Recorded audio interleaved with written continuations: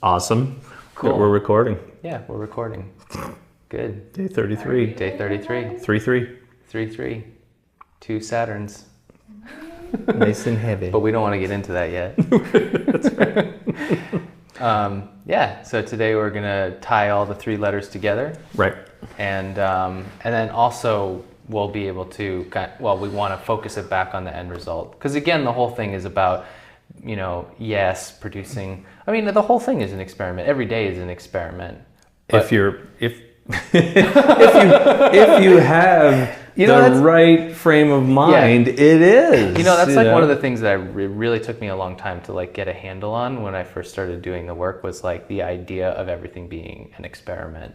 Because I don't know why. I think for me, it's I have such a, I don't know if this is the way I was raised or it's just how I am or whatever, but I'm so anchored to I don't know, here's a task and you get it done. Yeah. And then here's your next task and you get it done. And you get a grade and you get a this and I think of it in that way, but I really think just that whole idea of everything being an experiment is very freeing in a way, because it's you kind of I think if you can do it, if you can put yourself in that place, you definitely approach things with a more open mind. It's ooh, let's see what's going to happen, instead of ooh, this better happen, or I screwed it up, or I'm not doing it right, or right. That sort of attitude. And I always think of it, working with scientists and others as well, and feeling and again, there's different personalities in every career path or whatever it is, right? But right.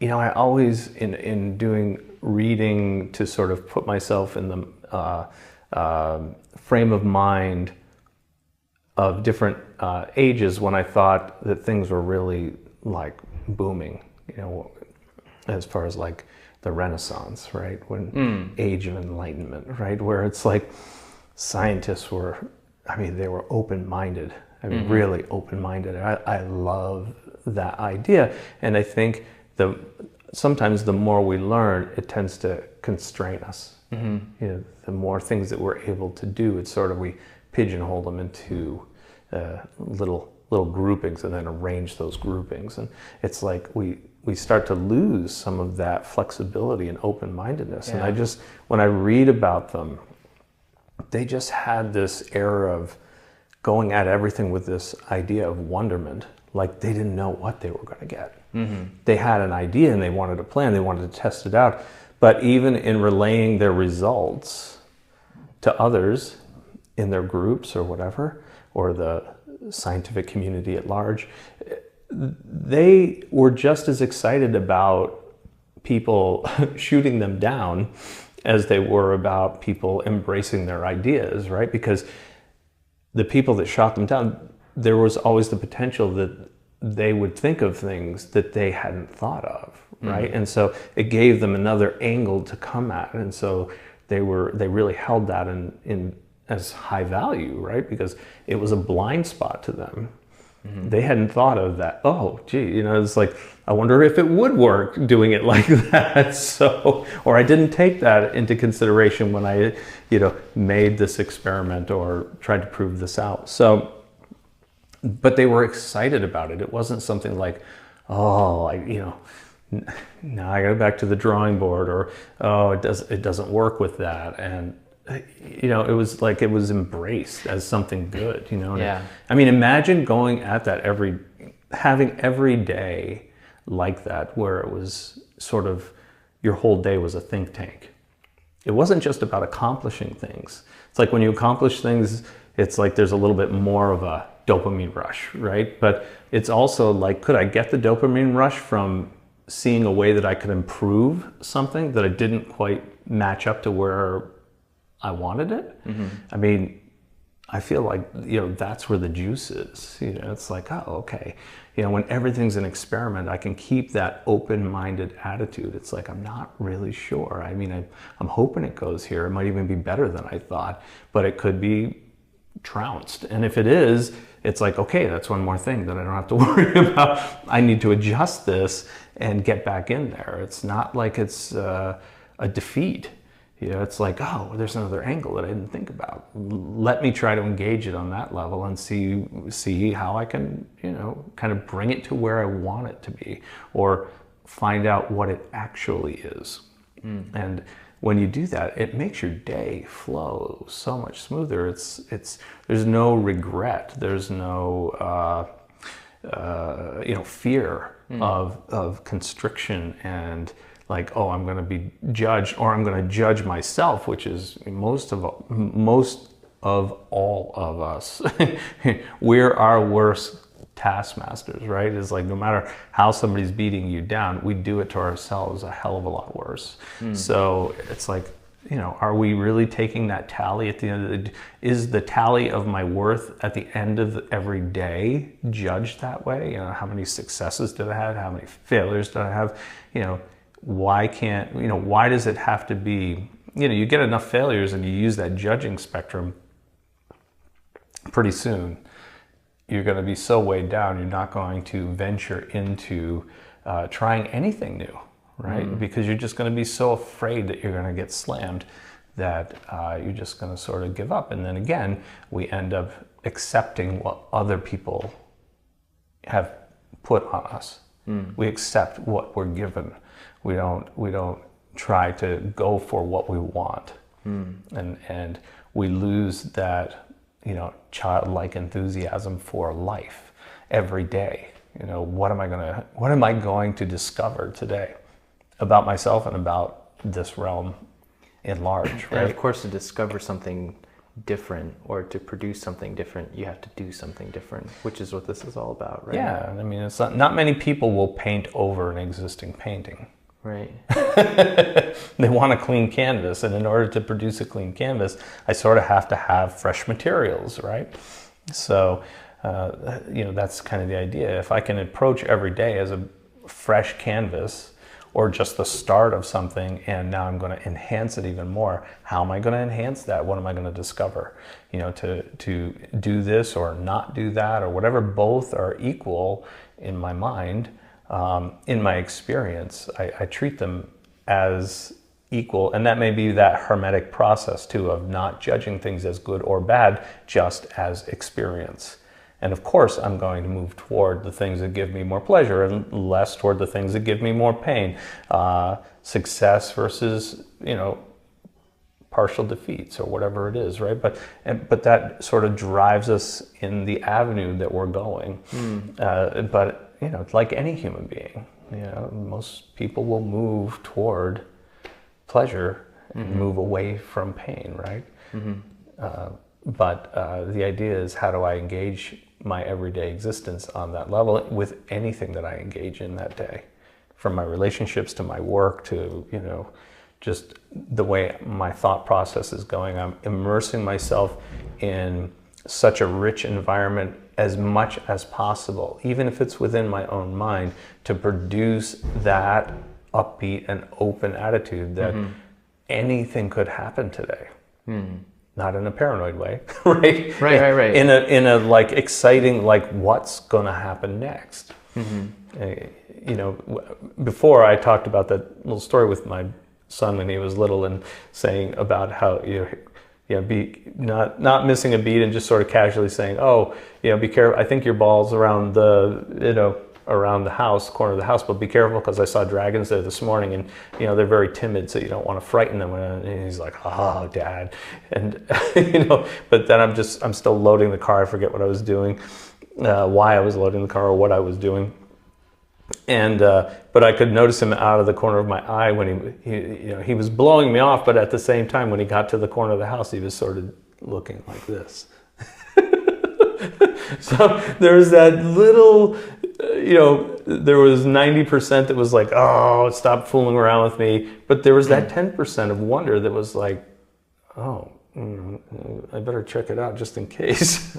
Yeah. So, can't we bring that into every experience that we have in a day? You know, can we recapture that like we did when we were kids? You know, where the wonderment of everything that we do is there, and I mean that just makes a fertile field for discovery, right?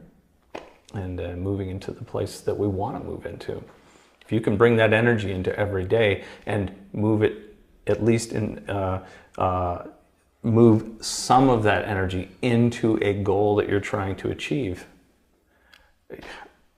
I don't know anybody that in doing that doesn't achieve that goal, because it builds momentum. And for somebody that feels like they're in survival mode every day, how do you transit? I mean, that sounds really nice, but how do you actually invoke that? Right. I mean, that's what these techniques are about, right? It's how to transition from survival or, basically survival mode into, you know, how do I take, you know, an instant and make it into a second, make it into a few minutes, make it into a few hours, where even within my mind, I can raise myself up.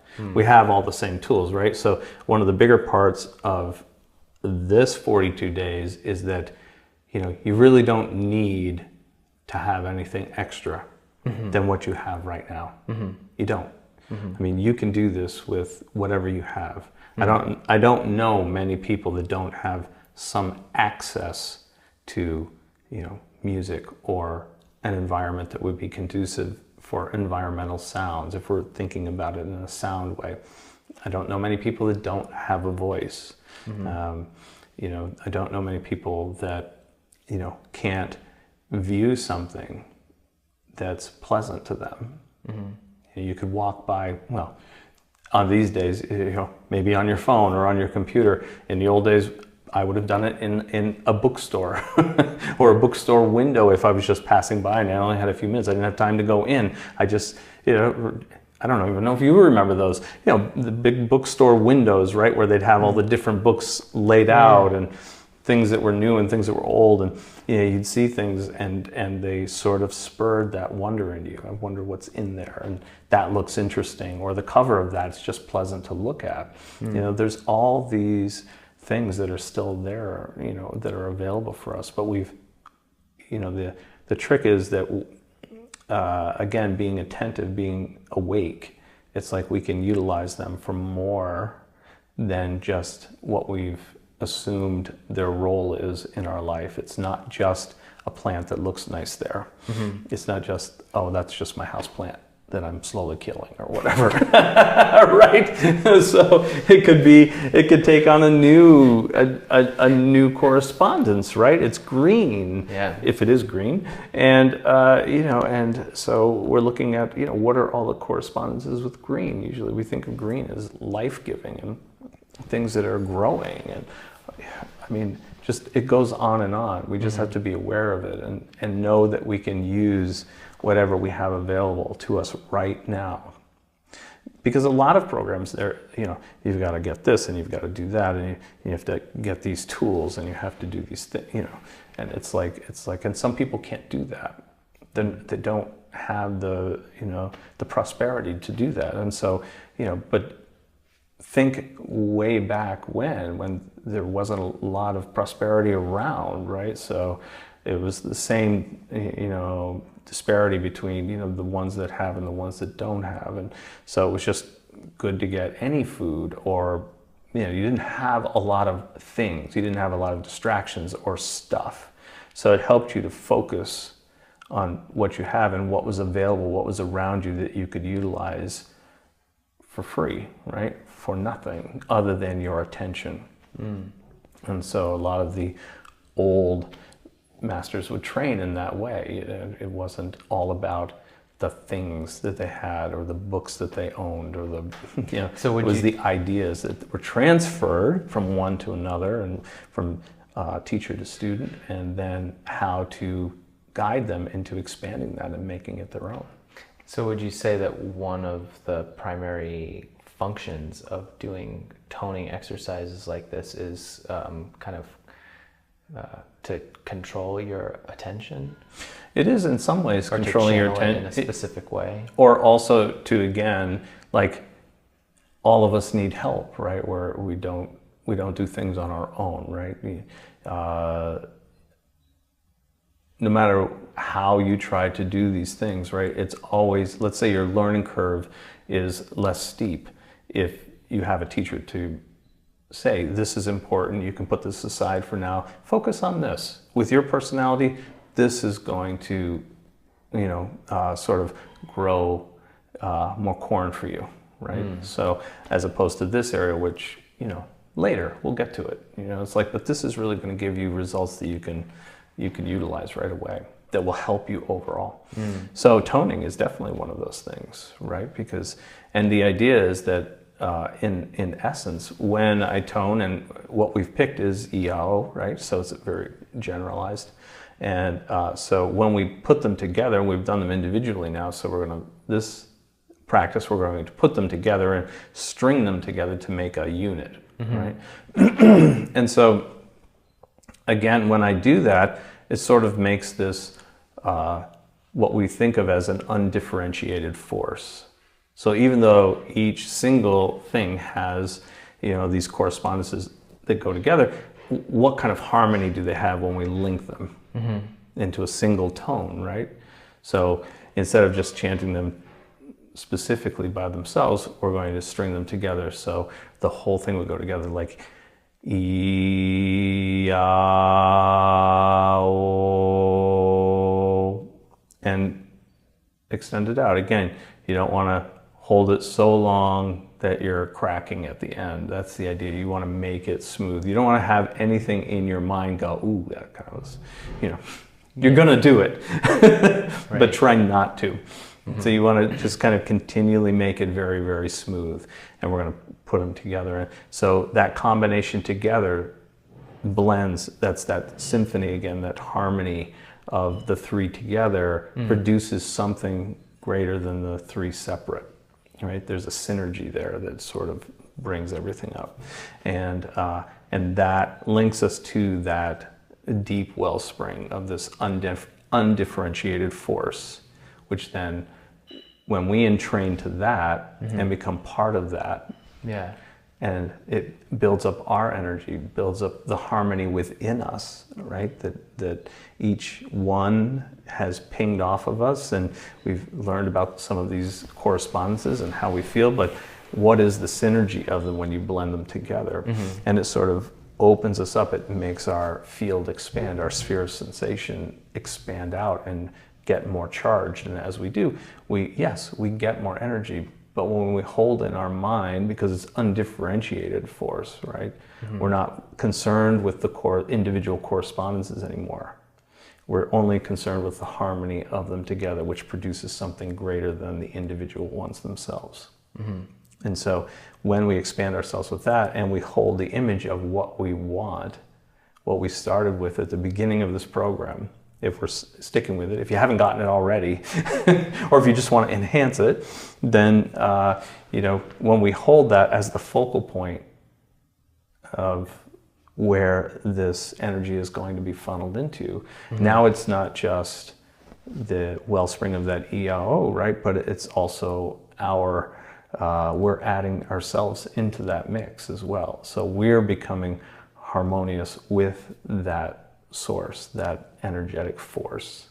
And when we hold our minds on that want already achieved, right? Not the process of getting there, the want already achieved. What does it feel like when I'm already in that space, as if I already had it?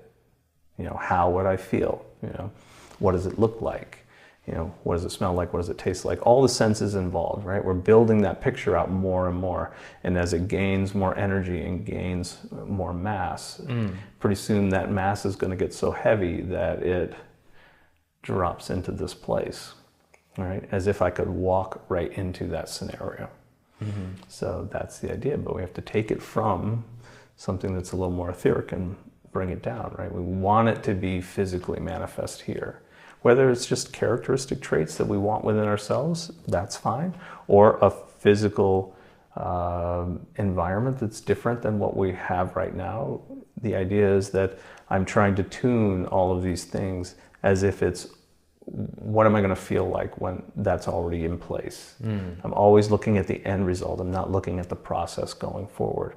The process is still my excitation and experimentation and wonder and all of these things, and my hopes and desires that this is going to work, and I'm keeping my excitement up.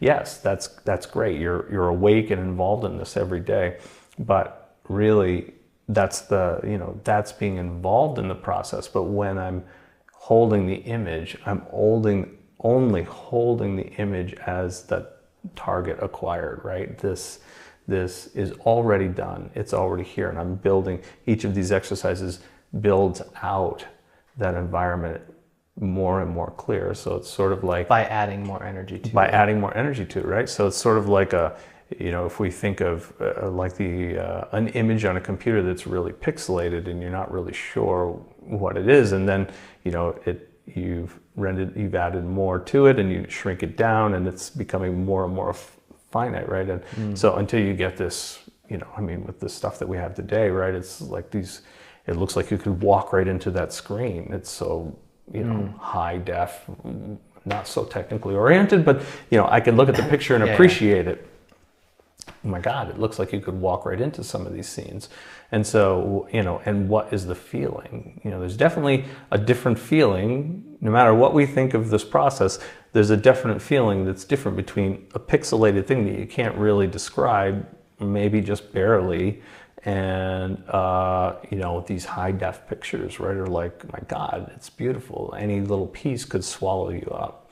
And so, and it promotes a different sensation in your body. It promotes a different feeling in your body. So emotions, which is, energy in motion, right? It moves into a resonance that you somatize, that you feel in your body. And a lot of times emotions and feelings we're sort of looking at as different things, or we use them as the same sort of things. People use feelings in place of emotions.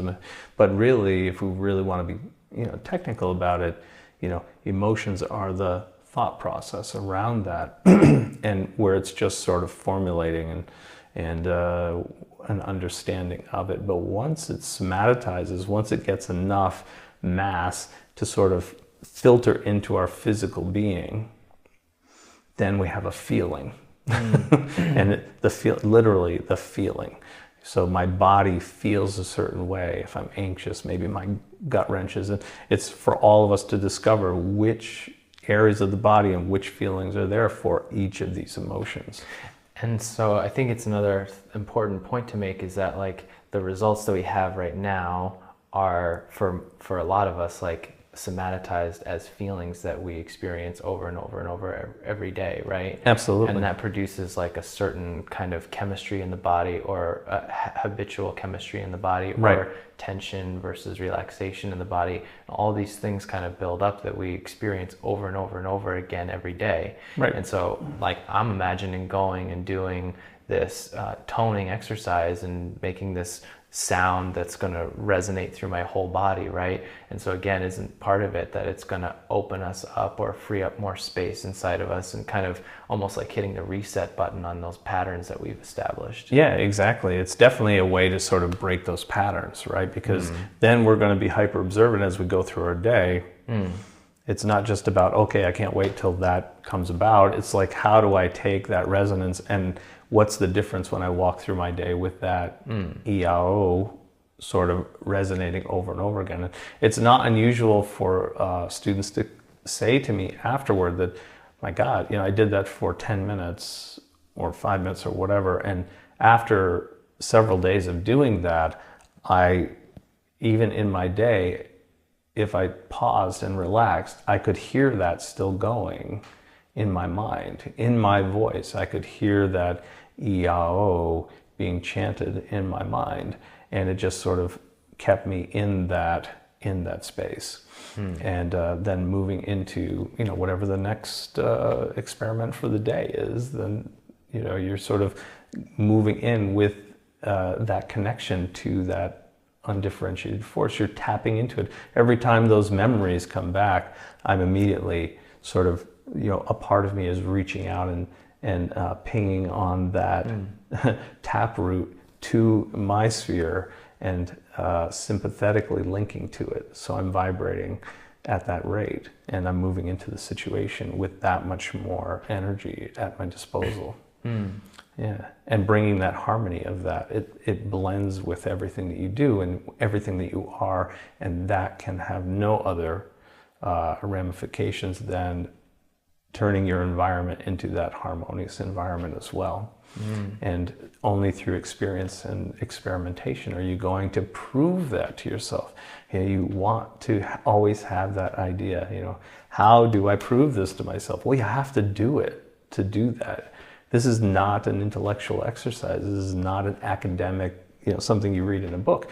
You need to engage it and really give it a fair try and really try to put it into practice in your daily life. How does it change it? And on that note, can you go over just the technicalities of sitting there and doing the intoning while now are you simultaneously like trying to imagine the end result already completed, or trying to incorporate all your senses while you're doing the toning, or do you do one first and then the other? I mean, just so that we're not like questioning, am I doing it right? Sure. For me, I tend to layer it. So for me, I'll just sit, I'll breathe, relax the body as much as possible, keep my posture straight. And again, if I'm going to do it, again, you could do this for 3 minutes, you could do it for 5 minutes, you could do it for 10 minutes, it doesn't matter. And I'm going to intone, I.A.O, just like I did, and continually do that, nice casual pace, breathing in and intoning out, breathing in, changing the tone to vibrate in those 3 areas. I'm checking in with that. You already have some experience with that, so now, that's online right away. And then from there, I might layer in just the visual. If I'm a visual person, I might start with that. Like, what does it look like to be in that situation, that my want? What does it look like? What are the parameters of that? And I might be chanting the I.A.O and just sort of seeing if while I'm doing that, is it building it out more? Is it making the colors more vibrant? What am I noticing in my vision, with closed eyes? How is that surrounding me? I want to be in the middle of that scenario, right? And then what am I hearing at that point? Beyond my chanting the I.A.O, what does that scene sound like? What does it smell like? What does it taste like? What does it tactile or feel like? So again, I'm enhancing it with my senses because we want it to be here. It's not just a vision that I'm building out here, right? So the more I increase the sensory construction of it, the more mass, the more weight it's going to have, and that's going to bring it into this place in a much more timely manner, or, and definitely more cohesive, right? It's going to bind it together, make it more solid until it, in a way of speaking, drops down into this place. I'm building that environment around me. So people could even do it if they don't have a want, or they're good, great for them, but you could do the same exercise just thinking about the room that you're in, right? And if I memorize a room, it's sort of like, what is it, as I'm chanting the I.A.O, can I bring the room that I'm in into more visual solidity for me? So do I know where all the furniture is? Do I know what the colors of the wall are? Can I enhance that? Can I make it feel like my eyes are open and I'm just looking at the room? Can I make it that real? So it's all about that. As I'm chanting the I.A.O and I'm connecting myself with that wellspring of energy, that force, that undifferentiated force, and I'm building that out, it's going to give you more ability to be able to do that. You may do it while you're listening to music, right? So, and I may hear parts in the music, if it's symphony or whatever, I'm going to hear parts in there that jump out at me that I hadn't really noticed before, hadn't really put much attention on before. The same thing with looking at a piece of artwork or whatever it is, eating food, If I'm in that state of I.A.O and I have that undifferentiated force within me and it's enhancing all of those senses, what's the tactile sensation like? What is the taste like? These are all the ways that we can sort of enhance our senses, and utilizing that extra energy that's undifferentiated, right? So we're going to focus it through one of those senses or more if we layer it all on until we get that full surround sound sort of experience, right? It's the IMAX experience. We're surrounded by visuals and sounds and sights, and we even have some tactile stuff. So we're getting closer with the virtual reality now, right? But it's that sort of thing. Can you just clarify one other thing too? It's kind of like a lingering I can try. thing. Yeah, I'm sure you'll have no trouble. When we were talking in the last video, one of the things that you used the word undifferentiated as a negative thing, unfocused, and also force in a negative way, like force as being like I'm forcing it versus power, which is relax. So when you say like undifferentiated force, I can't help but think like, how is that not like a double negative? or in some ways, or like, is there, are there other words that you would use to describe what the, what that is, what you mean when you say that? I'll try. When I use that term for this specific thing, I.A.O, it means that it will with your mind, it will conform to anything that you focus it on, and enhance anything that you focus it on. So it's sort of like the raw material of energy that you're bringing in and enhancing your field with, yourself with, and then I'm using my mind to make it coalesce around something or make it more focused in that sensory arena, whatever it is. As opposed to, it will be hard, not impossible, but it would be more of a stretch to say, if I'm just going to take the solar aspect of something and chant E, right, and then, what is the solar aspect of a desolate, barren place? Or something that doesn't seem to fit with the correspondences. There are correspondences to that, but they're a little more down on the chart, right? They're a little more, a deeper correspondence. Because in the end, and we don't want to get too deep, but in the end, we can make a solar correspondence with almost anything, right? So, but the idea with this is that harmonized, synergistic force that we're bringing in is undifferentiated, so we don't have to think about the correspondences with it. We know that it's going to, in that synergy, it's sort of like raw material energy that doesn't have an aspect of its own. It will feed into anything you focus on at the time. So that's a little bit different than what we were talking about before. Right.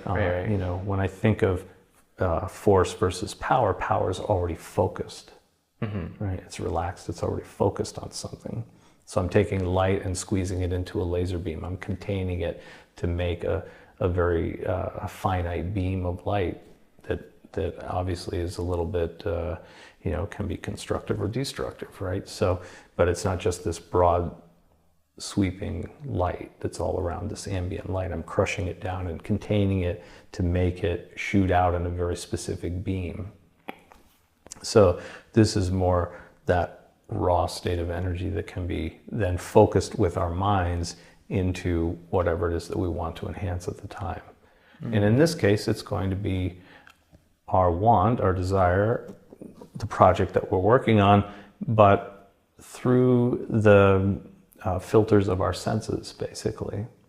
We're enhancing it through that visual. I mean, we want to make it so that, like, let's say, some night you have a dream of that already being accomplished, right? It's like, and you're in it. You don't know that it's a dream, right? You're moving in it. You're engaging in that event, whatever that is, and for that moment in the dream. And when you wake up, you feel like, oh my God, that was a fantastic, vivid dream, completely sensory surround event, I feel I was there.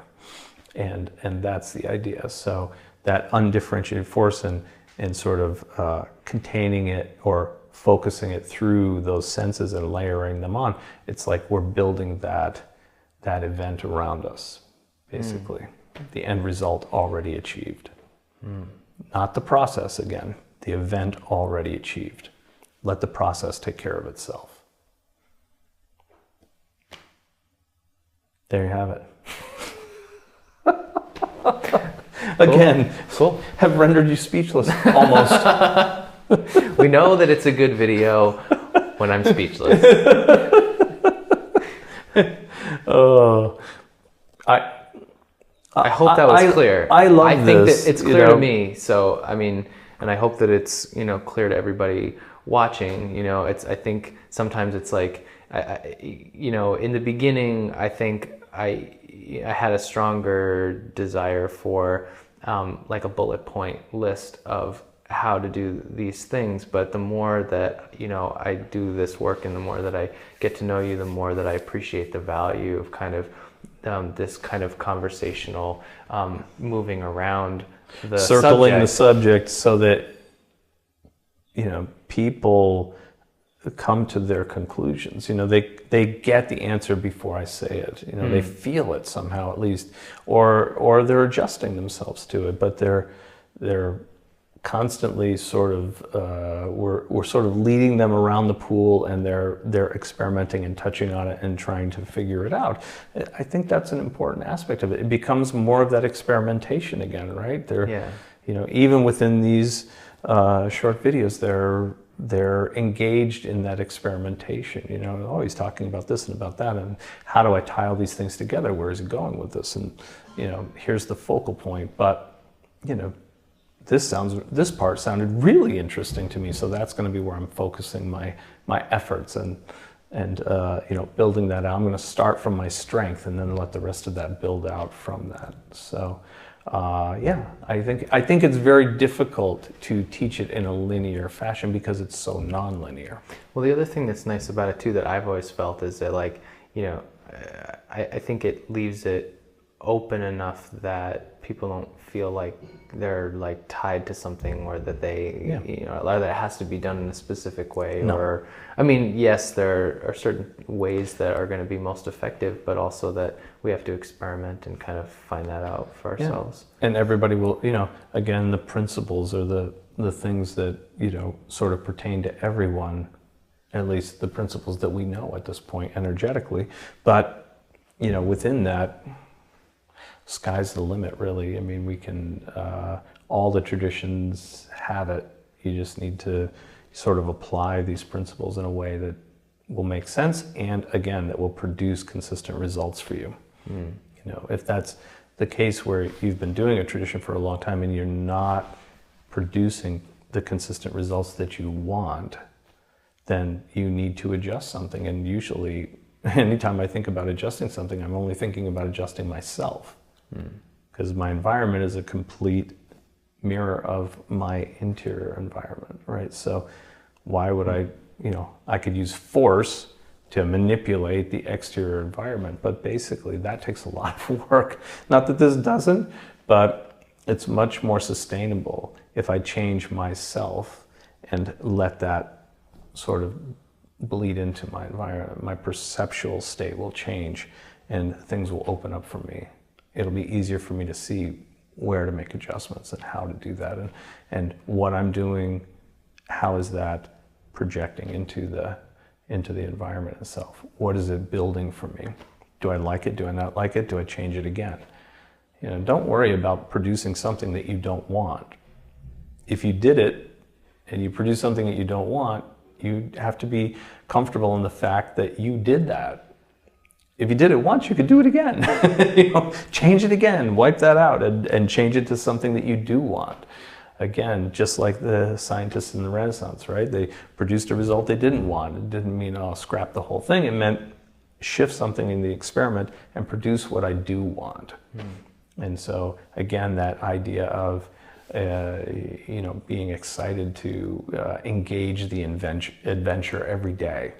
It just makes it joyful effort. It's like you want to. It's not something you have to. Nobody has to do this. They can just literally, if they're okay with taking what life has to offer you or what other people give you, then that's fine. But I mean, if you want to, basically make your own way, if you want to produce something in this world that you're good with, that you're in love with, then, be okay with, sort of making some waves, adjusting yourself to the situation, and be adventurous. Be adventurous, be as prepared as you can be, do your work, but have that adventurous attitude and go for it with a joyful effort. It is effort, it is work, but you gotta feel like good about it, right? And I'm hoping that nobody, does work without being happy in moving into moving to an end result that they're, it's sort of, I don't know, getting a little off the track, but it's just like that joyful effort is such a, sort of a key component of your daily attitude every day. Right? It's like, if I need to be aggressive, I'm aggressive. If I need to be calm, I'm calm. If I need to be goofy, I'm goofy. So, it's flexible and fluctuates through the day at different times, depending on what I need. Flexibility is the key. And you can be a hell of a lot more flexible if there's that sort of joyful effort involved, right? It doesn't lock you into being, this is who I am, this is my mask, I always have to present this way, and da-da-da-da-da. It's like, how boring is that? It's like to be pigeonholed or locked into a certain thing all the time. It's for me anyway, that's not a good way to live. I want to experience everything, so you got to be flexible to be able to do that. There you have it. Yeah, that's perfect. Cool. Yeah. Enjoy the chanting. Yeah. Intoning is an incredible experience. We'd love to hear from you. I'd love to hear from you as far as what your experiences are, and any changes that you notice, any questions that you have. The experience in and of itself, regardless of your end result, the experience of intoning, again, can really bring that joyous attitude, joyous effort into everything that you do in your life, in your daily existence. So, really go at it with a gusto, as much as you can. Even if you think you have the most rotten voice in the world, I know I do. So it's like, go for it, and it's individual. So God's not judging you on your quality of voice, and you will entrain to those vibrations and attract that vibration of help for you with whatever it is that you're doing. So enjoy it, and let us know.